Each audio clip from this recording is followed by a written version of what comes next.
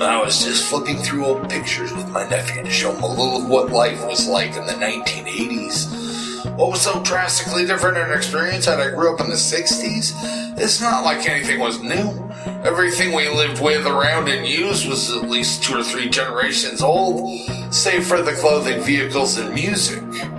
Of course, I'll listen to whatever you've got from this decade. Pop rock and new wave was practically our religion. 8-bit technology slowly started to creep, and our TV tubes were nice and heavy and probably color only about half the time. Hair was either fried, living large, or both. The landscape was fraught with afros, chest hair, and funky collars. Remember upside-down women's eyeglasses? Back then, sex symbols wore leotards and leg warmers. Even our telephones were capable of killing a man 7 different ways to Sunday. 8 if it's a desk model. No, the experience of growing up in the 1980s was time-specific and couldn't be replicated in any other era. We were influenced by Pac-Man, the Smurfs, and the Rubik's Cube. David Hasselhoff's Pontiac was a superhero. I've always had a soft spot for the original RoboCop, even though Murphy's execution scene gave most people my age PTSD. We're talking blood, guts, language, aim, and cruelty levels a whole lot nastier than what we find merely watching The A-Team. Can you fly, Bobby? Pure unadulterated squib porn. We're talking about a sexless X-rated film and works no other way. PG-13 versions be damned. 10-year-olds in 1987 really got a hold of something that wasn't intended for us. We consumed the gore and loose body parts like pure cane sugar. Restricted movies in this era were fair game for kids, provided our parents were too busy to scrutinize what us kids were actually watching. And now it's revered a classic. This was a time when cigarettes were as common as coffee. Everything that existed was analog-driven, which is only about a step up from Rube Goldberg or the old Flintstones trope, where the animals power modern-day conveniences. I remember being 12 years old, the last time I took a bottle opener to a Coke, and thought nothing of it. It was already 1989 by this point, and our featured decade was drawing to a close. My dad had just graduated from IRS school for the visually impaired in Little Rock, Arkansas. This venture would send him to Seattle ahead of us, where he'd start the 90s early. Time stamp. Michael Keaton was Batman. Honey, I Shrunk the Kids made the jump from the silver screen to McDonald's about the time school let out that year. Madonna and Bobby Brown fought for FM radio supremacy. Oh, you know it. Oh, you know it. My mom, Judy, older sister Lori, and I packed up our rusted-out maroon-colored 83 Horizon Miser with whatever the moving line missed. And we ventured out here to the Pacific Northwest, where I mostly claim roots. I suppose this journey was sort of a rebirth, since Lori had her learner's permit. She could split the driving with Mom. Guess you got to surf the centripetal horse in the back seat, all by his lonesome. But I remember the buckles to both safety belts being so buried between the cushion cracks. A butter knife couldn't find either one. The interior so many shades of black that it trapped heat and screwed with time itself. Yeah, I also remember very distinctly eyeballing the pavement of the road zipping underneath my feet. You can picture an imposing belt sander through a sizable hole in the floorboards, a flip-flop trap, if you will, a rather concerning column of daylight through a void. I lost quite a few Lego bricks and at least one fork down there, too. It was like an old hag in the middle of the dark, only existing to pucker one's pooper. It's true that it probably doesn't make a whole lot of sense opting to go through the Upper Peninsula, Michigan, rather than simply heading through Chicago. But the Mackinac Bridge is almost a family member. We couldn't drive off the edge of the world and flee our favorite age without saying goodbye to this spectacle first. Plus, I honestly don't believe we knew much better. She's always played a background character throughout my childhood. a gateway to Grandma's house. It only makes sense the three of us would leave this direction. We'd need to frame those twin bright white towers and that green piping in our rear view mirror at least one last time, as our home once shrunk sighted in. It's waving by to a beloved neighbor. I only remember staying in that cabin that first night, still along the coast of Lake Michigan, because it was the very same set of cabins we stayed at on the only vacation I ever remember taking with my parents as kids. The first night of lodging, and it was the place we stayed at before. It was the same set of cabins we stayed at where Mom poured tap water directly on my head that one time brewing coffee. My cot was in a dumb place, blocking the fridge.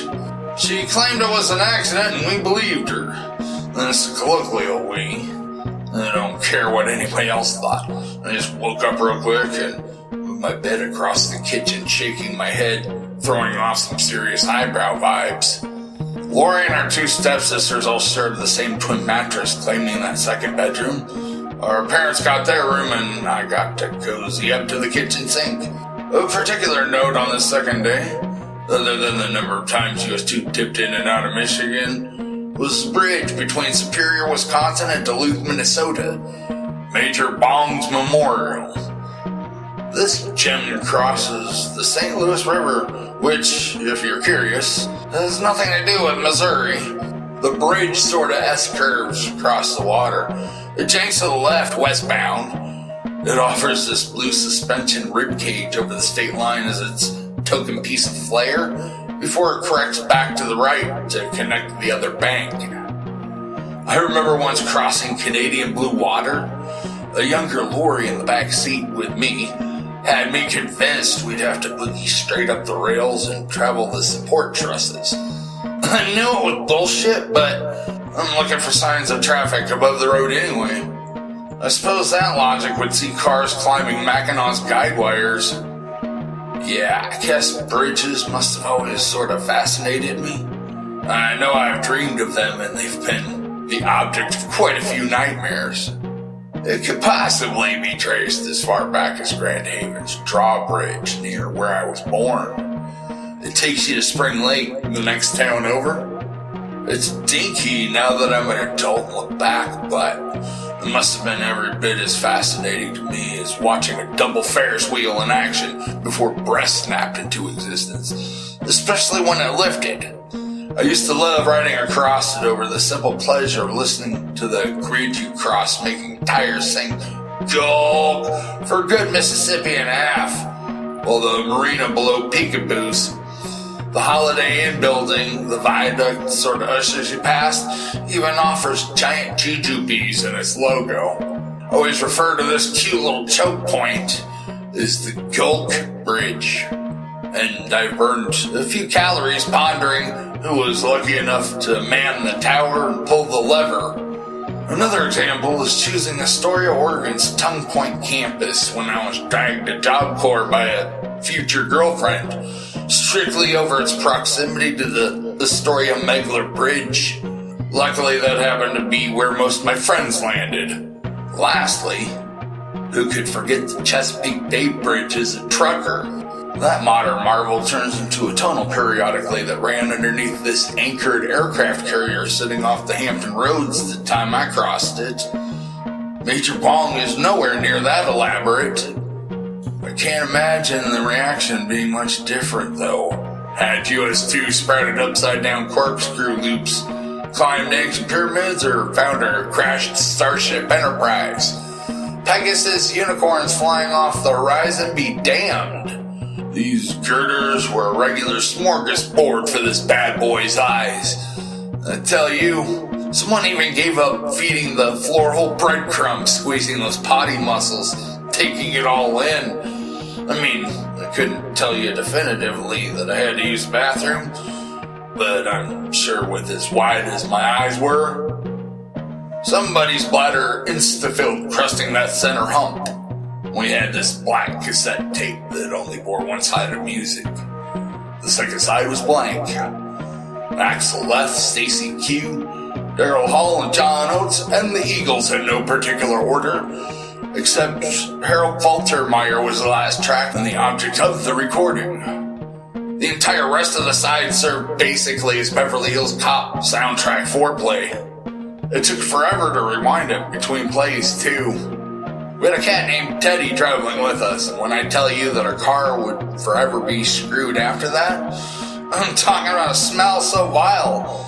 A rotting cadaver could only improve things. The smell that took over should have alerted a full hazmat response team. Since observing this odor, I've gone on to smell noxious train wrecks that track better.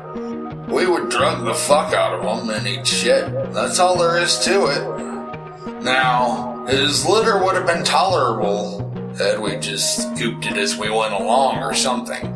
But no. Someone started fighting cat shit with Lysol. It was actually worse than that. It was generic all-purpose cleaner we thought would Febreze the air, or I assume that's what we thought. All I know is that particular molecule is forever framed in my olfactory foreman's office wall like a trophy. By the time we broke down in Grand Rapids, Minnesota, because you know something's gotta fail sometime during this trip, lest we skimp out on the whole misplaced Okie experience. I'm pretty sure this chemical was already starting to work on a few brain cells. Due to these brake issues, this family of three and the Phantom baby, since we didn't have enough for said pet deposit, and we needed to explain something, well, we'd be forced to spend an unintended weekend in Grand Rapids, Minnesota. We made it from Grand Rapids to Grand Rapids, and that was my idea of neat. Oh, trust me, the novelty wore out real quick, though. My fickle tummy went haywire. Always has to be something. I remember seeing my 4th and 5th grade teacher's last name on a water tower when we finally did get moving again. Macintosh. I got a picture of it and everything. I bought this 110 film camera. It wasn't as fancy as Lori's Kodak disc film number she used, but nothing was sacred.